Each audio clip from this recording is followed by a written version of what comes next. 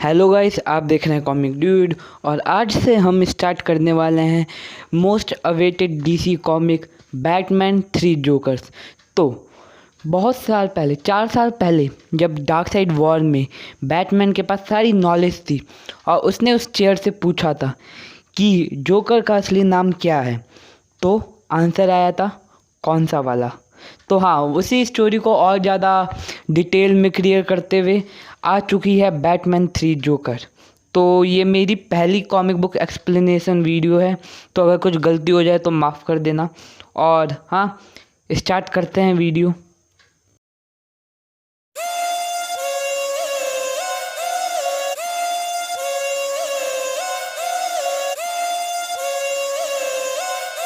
तो comic book की starting होती है थॉमस वेन के टॉम स्टोन से, जिसको तोड़ता हुआ बैटमैन अपनी बैटमोबाइल में आता है। फिर अगला सीन दिखाता है कि बैटमैन घायल है और वो धीरे धीरे करके अपने वेन टावर तक पहुंचता है। आगे दिखता है कि बैटमैन को एल्फ्रेड अपना सहारा देके बैट केव तक लेके आ रहा है और बैटमैन एल्फ्रेड से कहता है माई पेरेंट्स, मतलब उनके जो टॉम स्टोन है वो ख़राब हो, मतलब वो तोड़ दिया था उसने। तो एल्फ्रेड कहता है मैं तुम्हें ठीक कर लूँ, उसके बाद उनको भी ठीक कर दूँगा।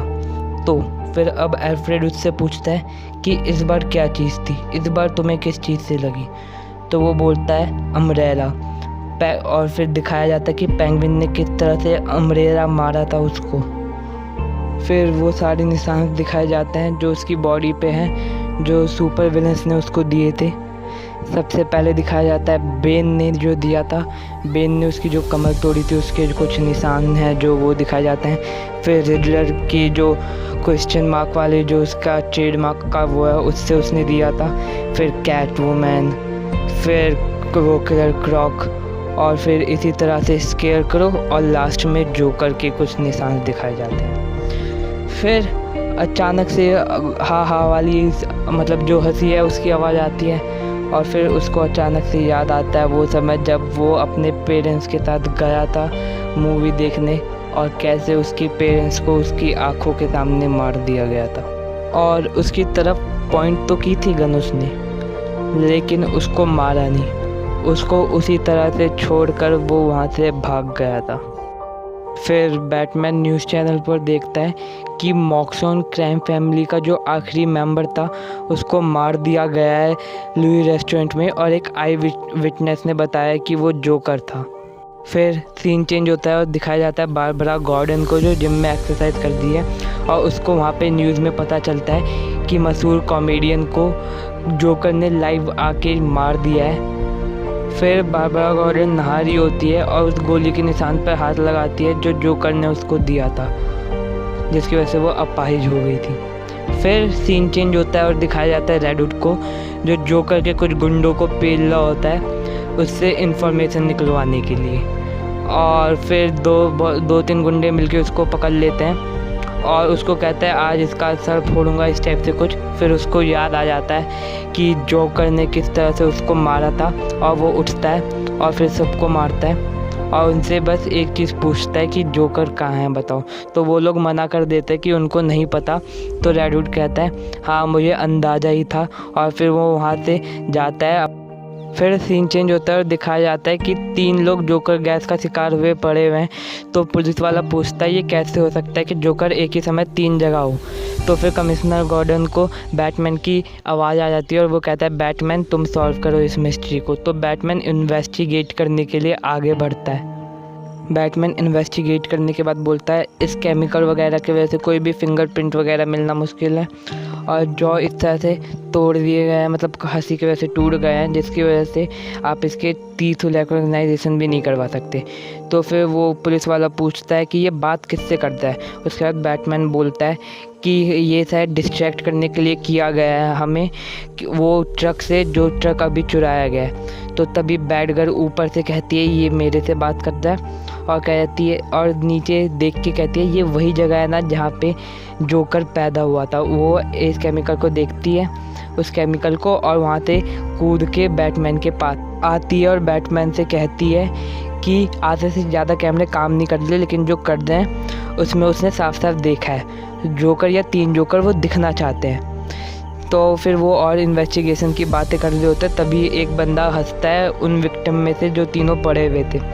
तो उसको वो लोग छोड़ते हैं और कहते हैं इसको एम्बुलेंस तक हम छोड़ के आएंगे, मतलब हॉस्पिटल तक, क्या पता कुछ हो जाए।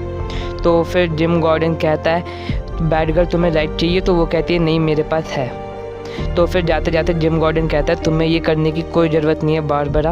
और रास्ते में बैटमैन और बैटगर्ल बात कर रहे होते हैं कि जिम गॉर्डन मेरे को देख रहा था इस तरीके से जैसे उसे पता है कि तुम हो, क्या उसे पता है? तो वो कहती है नहीं ऐसा कोई चांस ही नहीं है। फिर अंदर हम देखते हैं कि उस विक्टिम को रेड हुड उठाता है और फेंकता है और पूछता है तुम बताओ जोकर कहाँ है? तो वो कहता है मुझे नहीं पता टाइप। तभी बाहर आवाज़ आती है बैटमैन को, वो कहता है मैं अंदर जा रहा हूँ। तो वो बैटमोबाइल में से निकलता है और अंदर जाता है और वो देखता है कि अंदर रेड हुड है। तो वो कहता है इसको छोड़ दो, तुम ये क्या करते हो? तो रेड हुड कहता है इन्वेस्टिगेट करता हूँ। तो कह रहा है विक्टिम को इस तरह से इन्वेस्टिगेट नहीं करते, छोड़ो उसे।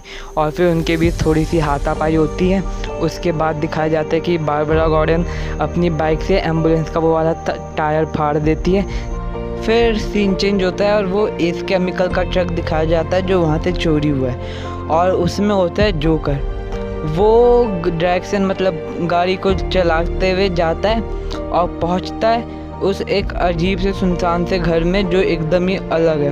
वहाँ पे नॉक करने के बाद हमें दिखता है पहला जोकर दूसरे जोकर से मिल रहा है और उनके बीच कुछ बातें हो रही हैं। और फिर सीन चेंज होता है और हमें दिखाया जाता है बैटमैन, रेड हुड और कहते हैं बैटगर्ल, जो वहाँ पे बैटमैन वहाँ पे एंटीडोट दे चुका है उसको। और रेड हुड से बैटगर्ल पूछती है तुमने ये क्या किया? तो रेड हुड कहता है वही जो तुम करती या कोई और करता, मैं चाहता हूँ कि उसको पहले पकड़ो कि कोई और मरे उससे पहले। और वहाँ जोकर वाली साइड हम इंट्रोड्यूस होते हैं तीसरे जोकर से जो एक तरीके से लीडर है उनका। तो वो लीडर जोकर कहता है कि तुम में से एक मेरे साथ कास्टिंग कॉल में हेल्प करेगा और एक फैक्ट्री देखेगा। तो दोनों एक ही चीज़ बोलते हैं। तो लीडर खुद ही चूज़ कर लेता है उन दोनों में से कि कौन क्या करेगा। तो फिर से सीन चेंज होता है और गौतम एक्वेरियम दिखाया जाता है जहाँ पे वो लोग इंक्वायरी के लिए पहुँचे हैं। रेड हुड बैट मोबाइल में बैठा हुआ कहता है तुम पैसेंजर सीट इतनी छोटी क्यों रखते हो? ऐसा लगता है तुम किसी को बैठने ही नहीं देना चाहते। फिर अंदर जाते हुए बैटगर्ल पूछती है कि मेरे पापा यहाँ पे मेरे को लाया करते थे, तुम्हारा? तो जेसन टॉड कहता है कि मैं तो कभी नहीं आया। और ब्रूस तुम? तो बैटमैन कहता है कि मेरे पापा ने इसे बनाया था। बैटगर्ल स्माइलिंग शार्क को देख के कहती है चलो हमें ये तो समझ आ गया कि जोकर ने केमिकल कहाँ रखा है, लेकिन क्यों? स्माइलिंग शार्क बनाने के लिए। तो उसके बाद वो रेड हुड कहता है कि वो लोग यहाँ आ रहे हैं। तो बैटमैन कहता है नहीं वो यहाँ आ चुके हैं। फिर वो गैगी है वो कहता है कि हम लोग आ ही चुका है, दे सही कहा तुमने।